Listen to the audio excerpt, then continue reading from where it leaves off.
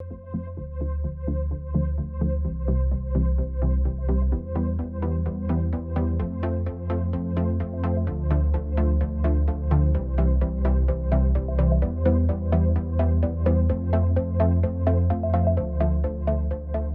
Leftwich, thanks for joining us.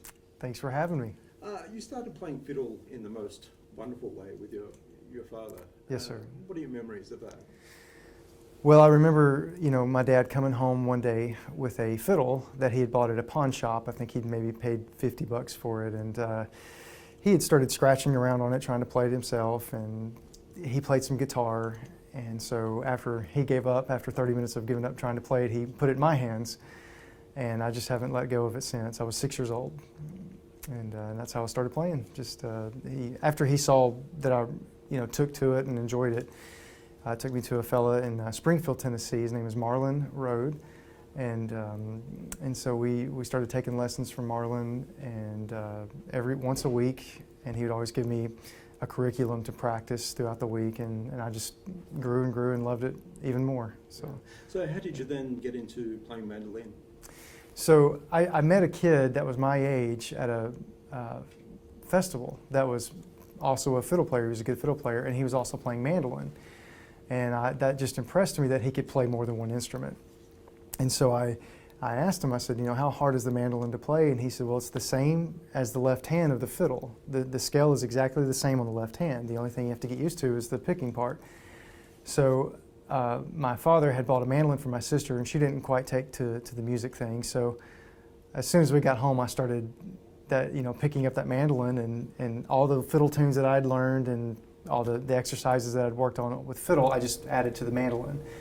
And obviously the biggest hurdle was just getting over the motion of the pick stroke. And so I was about 12 years old when I started playing the mandolin, and just grew to love it just as much. Yeah. Did you play music at school? Was there a school music program? No, sir. There wasn't a music program for bluegrass or stringed instruments. There was wind instruments, with the band, but I loved playing sports in school, and so that kept me busy when I wasn't playing music on the weekends. And so if there was a string program at my school, I probably would have been a part of it. But for the most part, it was wind instruments, and I didn't have much interest in band. Yeah. I was too busy throwing a ball around. So. Did you have any mentors along the way? I did. Musically, my first real musical hero was Mark O'Connor. I remember seeing him in Nashville when I was 9 years old at a festival called Music City Lights, and he had just released his record, New Nashville Cats, and my dad, had bought that record, and we wore that thing out, listened to it all the time. And when I saw him live perform these songs, I was hooked. I just, loved the energy and the fire that he brought when he played, and so Mark O'Connor was my first musical hero, and then later met some other great musicians, and then eventually met Ricky Skaggs, and of course Ricky always loved his playing, and then when I met him and got to know him on a personal level, he became my biggest influence to this day. Yeah. Yeah. I'll talk a bit more about Ricky in a minute, but Yeah. Just staying on the early days, was there a local music store that you frequented that looked after you?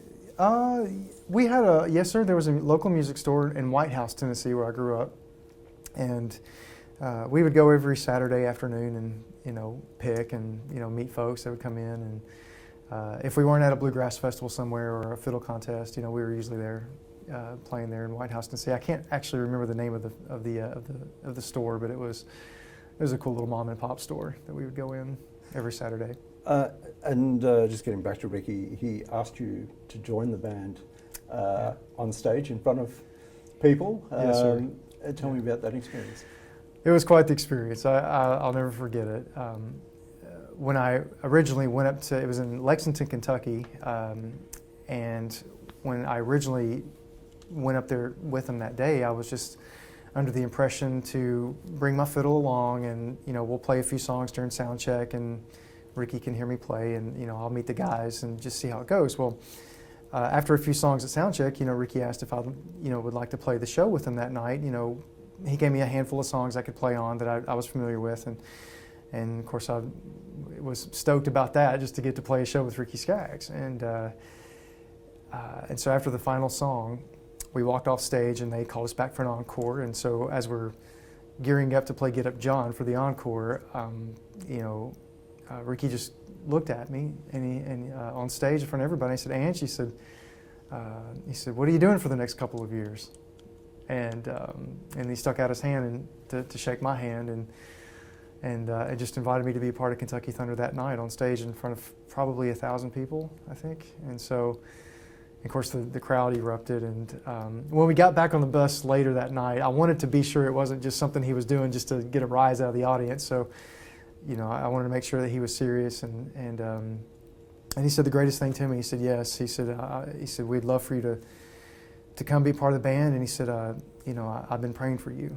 And that meant the world to me for him to say that. And so I just, from the very moment, it's been a great relationship. Yeah. So. Do you have a favorite Ricky Skaggs tour story?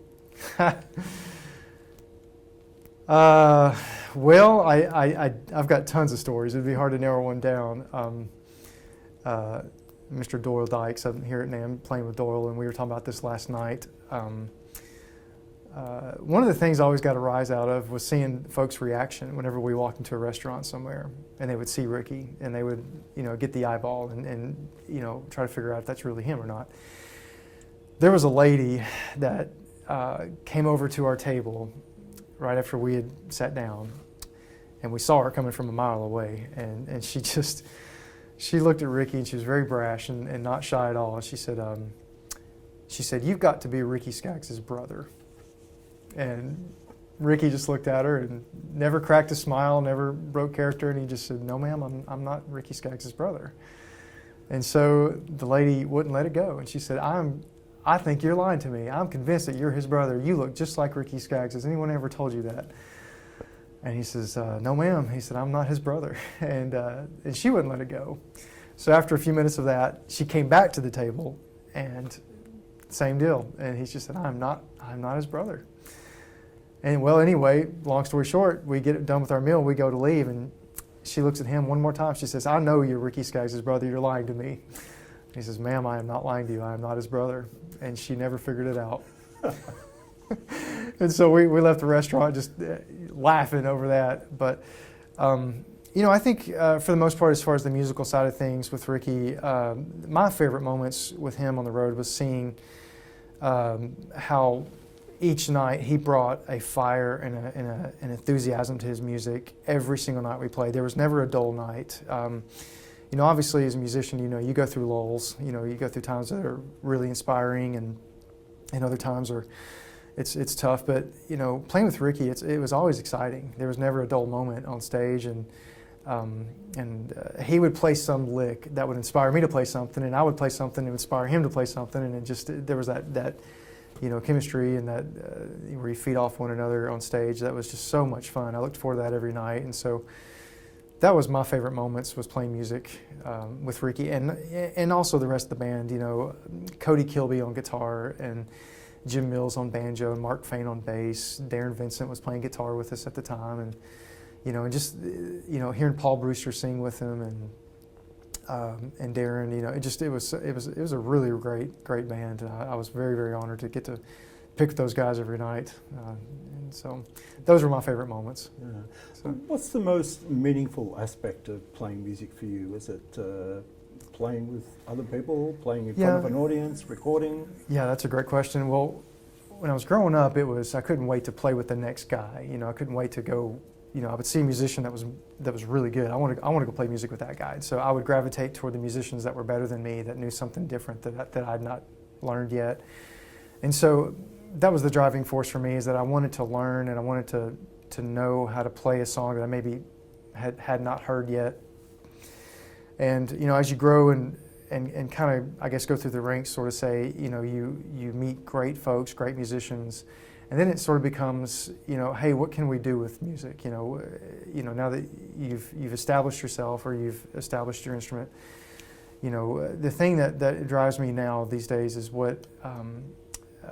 how music affects people. And whatever situation I'm in, if I'm at a church somewhere playing, or if I'm at a venue playing, you never know what somebody's going through that's sitting out in the audience, and what song you might be able to play, or what even a note of your instrument, the tone of your instrument, how that may minister to somebody, and how that may affect somebody. That to me is, I love that, and maybe I've gotten cards before, I've gotten emails before, where folks say that they've seen me play, and that really meant a lot to them to see it and hear it, and it just, that's worth more to me than any award that you could give me. So that's what drives me these days. Yeah. Well, let's talk about awards though. 4 Grammys. Yes, sir. Tell me about the first time, that experience. Yeah, that was pretty cool. Well, just to be nominated, it was cool enough, but to actually be able to win one with Ricky and the band was pretty surreal. And I had a lot of my friends, joke with me and say, "Hey, you should mount it on the hood of your car, and as you go down the road, have it there on the front of the car, or wear it around your neck as a necklace, that kind of thing." And so I tell folks, when you walk into a doctor's office or a lawyer's office, you see their diplomas up on the wall and these great achievements that they've had.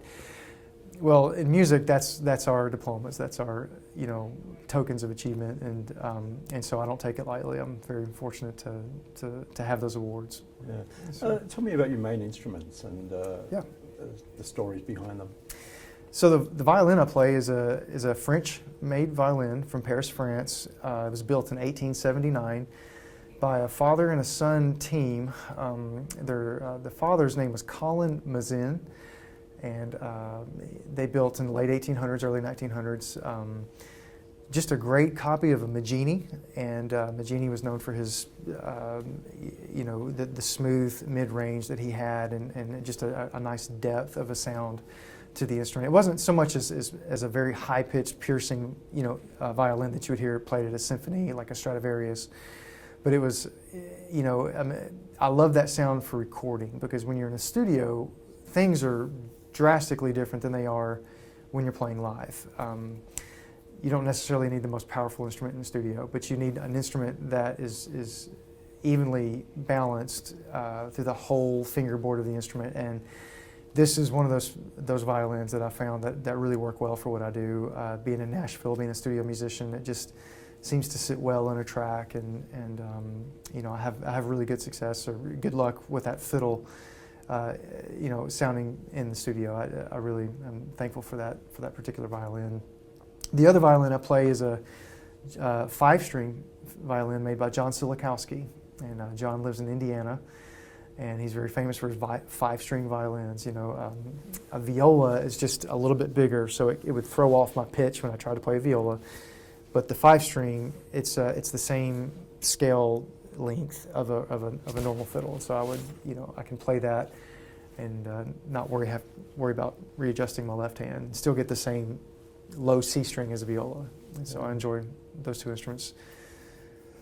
What have you learned about recording fretted instruments over the years?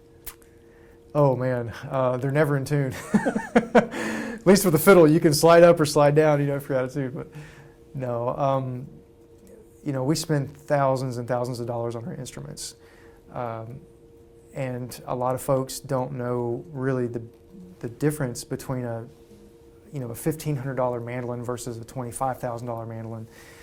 They may sound similar, but the playability factor, the way they tune up, the balance of the tones between the high strings and the low strings, those kind of things like that really come, in the studio, it really tells on you whether you have a good instrument or not. And so, I don't mind spending a lot of money for a good instrument to record with, because the studio is a microscope. It picks up every flaw. And so you really want that good instrument. Guitars, mandolins, banjos, they're all the same. So you want a great instrument that'll tune up in the studio, and because you may have a very good instrument, but if it's not built right, it's just hard to get it in tune and to play right. Yeah. So. You also do some producing. Yes, sir. What do you like about that aspect of music? Yeah, well, I'm actually not producing as much anymore. Producing's a lot of fun. I love it. I love helping somebody's dreams come true. There's folks that love to, save up money and make a record, and if they reach out to me to help them put it together, that's a blessing. I'm very thankful for that. My favorite part of producing is the creativity process with the artist, and hearing their take on what they're after, and then piecing it together with musicians that I know that can get the job done. And Jerry Douglas told me one time, he said, producing is 80% knowing who to call for the right part, and that's so true. And because if you call the right guy for the right part, you really don't have to do much, and because they bring their own level of creativity to the mix. But my favorite part of producing is the creative process, and getting to hire some incredible musicians to come in and do their parts. And my experience in Nashville and being a session player, I've learned who's really great at one thing, and and another guy may be great at something else. They play the same instrument, but it's just different. It's like a toolbox. You just who's really great at certain things and what to use on certain songs and different styles. And so that part's really fun. It is a lot of work though, and it takes a lot out of your life. A project can last anywhere from 3 to 6 months. If you're staying on top of it, and so there's a lot that you'd have to dedicate toward. And so I've kind of cut back a little bit on producing, but if the right project comes around, I'm always glad to do it. Yeah. When you look back on your career, what are your strongest memories? Obviously, the night with Ricky, that was definitely up there. Just the folks that I've met, just wonderful people that love music, and music brings, it brings the best out of folks, and it can also bring the worst out of folks. But from my experience, just meeting folks and having that common bond between other musicians, and I've just been very blessed to have a lot of friends in the music business, and so certain people that I can name to you, but for the most part, though, like I said earlier, I think realizing how your music may have affected somebody down the road, that's a pretty cool thing to look back on. So, what are you most proud of? Oh man, there was a lady that had heard me play the song "It Is Well," and her father had passed away, and she had asked me to play that song at her wedding, or I'm sorry, at the funeral, and it was somebody I would have never thought in a million years that it would have affected that way. And so, that meant a lot to me, that she would reach out and want me to do that. And it wasn't just, hey, we just need a musician to cover some music. No, we want you. We want what you provided, and that meant a lot to me.